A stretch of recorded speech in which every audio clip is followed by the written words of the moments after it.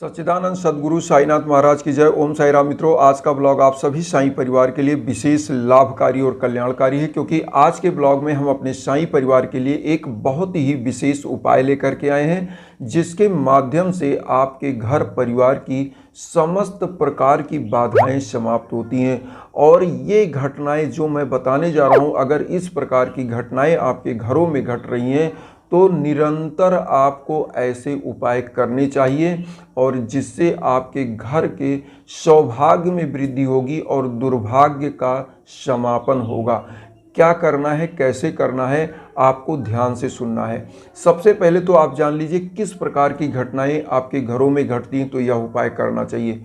अगर आपके घरों में किसी भी व्यक्ति का भाग्य में निरंतर ऐसी बाधा चल रही है कि वह कोई काम करता है और हमेशा असफल हो जाता है या आधा अधूरा कार्य होता है, तो उस व्यक्ति को यह उपाय करना चाहिए।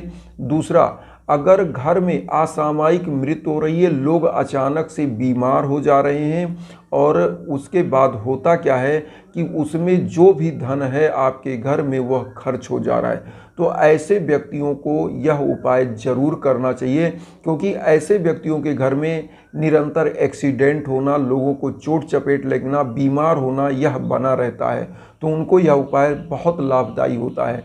अब दूसरा, अगर आपके व्यापार के क्षेत्र में आपको अचानक से घाटा हो जाता है और व्यापार आपका वृद्धि विकास नहीं कर पाता है और पैसा डूबने लगता है, तो आपको ऐसा उपाय करना चाहिए और करवाना चाहिए। अब यहाँ पर दूसरा चीज़, अगर आपके युवा बच्चे हैं जो निरंतर योग्य होते हुए प्रयासरत हैं और उनको कंपटीशन के क्षेत्र में असफलताएं मिल रही हैं, जॉब और करियर के क्षेत्र में असफलताएं मिल रही हैं, तो ऐसे घर के सदस्यों को अपने बच्चों के लिए यह उपाय जरूर कराना चाहिए। संतान अगर नहीं हो रही है, संतान प्राप्ति के लिए भी यह उपाय करना चाहिए और करवाना चाहिए।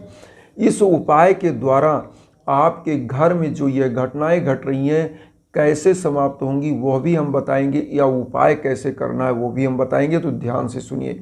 उपाय क्या करना है, सबसे पहले आपको लेना है 11 पीला पुष्प और एक घी का दीपक और एक धूप बत्ती ले लीजिए, और सबसे पहले नहा धोकर पीले आसन पर बाबा को स्थापित कर दीजिए।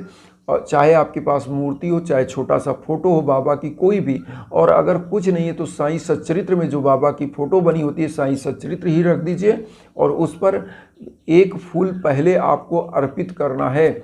आपको क्या बोलना है, सबसे पहले बाबा के सम्मुख 11 वचन बोल दीजिए। 11 वचन आप सभी लोगों को पता होगा, नहीं पता है तो हम बता दें। जो शिरडी में आएगा आपद दूर भगाएगा, चढ़े समाज की सीढ़ी पर, पैर तले दुख की पीढ़ी पर, त्याग शरीर चला जाऊंगा, भक्त हेतु दौड़ा आऊँगा, मन में रखना दृढ़ विश्वास, करे समाधि पूरी आस, मुझे सदा जीवित ही जानो, अनुभव करो सत्य पहचानो, मेरी सरल आखाली जाए हो तो कोई मुझे बताए, जैसा भाव रहा जिस जन का वैसा रूप हुआ मेरे मन का, भार तुम्हारा मुझ पर होगा, वचन न मेरा झूठा होगा, असहायता लो भरपूर, जो मांगा वह नहीं है दूर, मुझ में लीन वचन बन काया, उसका ऋण कभी चुकाया, धन धन व भक्त अनंत, मेरी शरण तजलय नयन। ओम साई ओम साई। तो मित्रों, यह 11 वचन आपको बोलना है और एक पुष्प बाबा के श्री चरणों में अर्पित करना है। अब बचेंगे 10 पुष्प। आपको करना क्या है, एक थाली में आपको दीप रखना है, और दीप रखने के बाद आपको उसी में जो धूप बत्ती बाबा को दिखाया उसी धूप बत्ती को भी थाली में रख लीजिए। अब उसके बाद पूरे घर में आपको जाना, एक मंत्र का आपको जाप करना है। उस मंत्र को 10 पुष्प हैं लेकिन 11 बार आपको जाप करना है। 11 बार कौन सा मंत्र, ओम अनंत कल्याण गुणाय नमः। ओम अनंत कल्याण गुणाय नमः मंत्र का मन में 11 बार बोलते हुए इन पुष्पों को हर एक कमरे में एक एक पुष्प डाल दीजिए। अगर आपके घर में मान लीजिए आप रेंट पे रहते हो, 2 कमरे हैं, 3 कमरे हैं, तो अगर मान लीजिए 2 कमरे हैं तो 4 कोना बनता है एक कमरे का, चारों कोने में एक एक पुष्प आप डाल दीजिए, और उसी प्रकार से दूसरे कमरे में डाल दीजिए, तो 8 कोना में 8 पुष्प हो गया, और 2 पुष्प आप क्या करिए अपने गेट के अगल बगल रख दीजिए।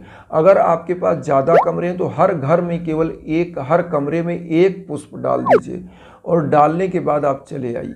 बाबा के सम्मुख बैठिएगा और इसी मंत्र का जाप, जो ओम अनंत कल्याण गुणाय नमः का 108 बार जाप करिए। घी का दीप वहाँ पर स्थापित कर दीजिए अपनी दाहिनी तरफ और वहाँ पर धूप बत्ती रख दीजिए।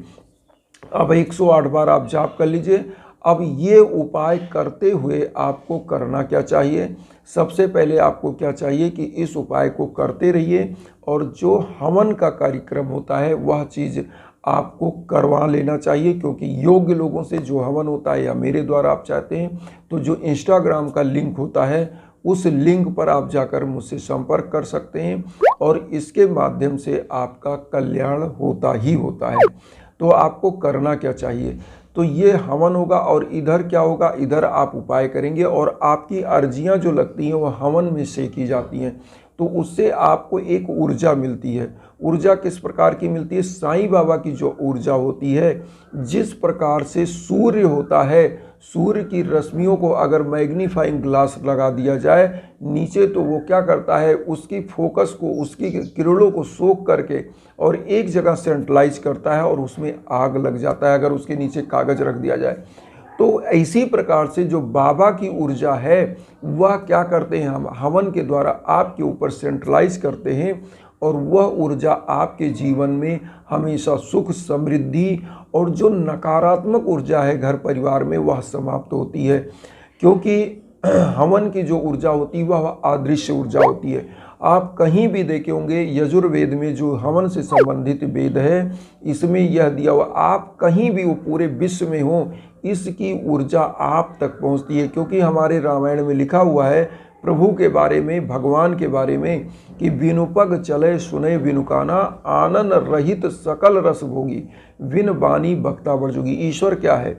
ईश्वर जो निराकार है, निर्लिप्त है और सर्वत्र चराचर जगत में व्याप्त है, जो बिना हाथ पांव के चलता है, बिना जीवा के समस्त रसों का स्वादन करता है, जो समस्त प्राणियों में, हर आत्मा में विराजमान है। वह दिखता नहीं है लेकिन अपना कार्य करता है। इसी प्रकार से हवन की ऊर्जा आप तक पहुंचती है।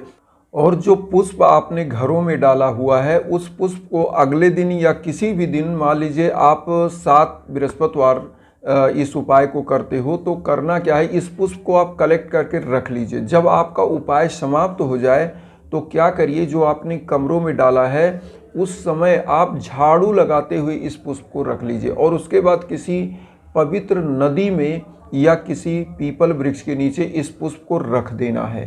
तो मेरे द्वारा अगर आप चाहते हैं तो आपको इंस्टाग्राम पर आना होगा, जो हम लिंक देते रहते हैं।